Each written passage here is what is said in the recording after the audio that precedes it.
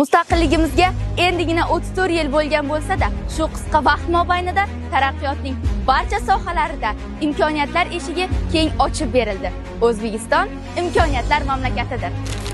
Jasur o'g'lonlarimiz, mard qizlarimiz sportning barcha jabhalarida dunyoni lo'l qoldiradigan natijalarga erishmoqda.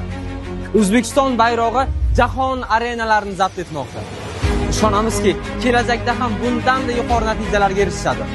Zero O'zbekiston sportchilar mamlakatidir.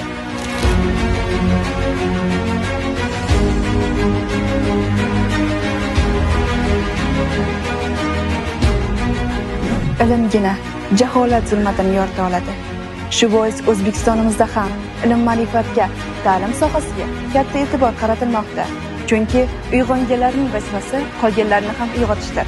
O'zbekiston bilimlar mamlakati. Bugungi O'zbekistonimizda taraqqiyot va yangiliklar sari dadil qadamlar tashlanmoqda. Yurtimizdagi yoshlarimiz yangi g'oyalar, innovatsion fikrlar va ijodkorlik ruhi bilan vatanimiz ravnaqiga o'z hissalarini qo'shishmoqda. Biz yoshlar mana shunday yangiliklar markazidamiz. O'zbekiston yangiliklar mamlakati. Bu yurtning eng go'zal fazilati mehr-muruvvat va mehmondo'stligidir.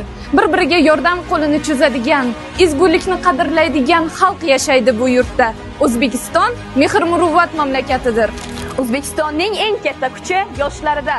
Orzuga to'la yuraklar, bilimga chanqoq ko'zlar, maqsad sari intilayotgan yoshlar mana bu yurtning kelajagidir.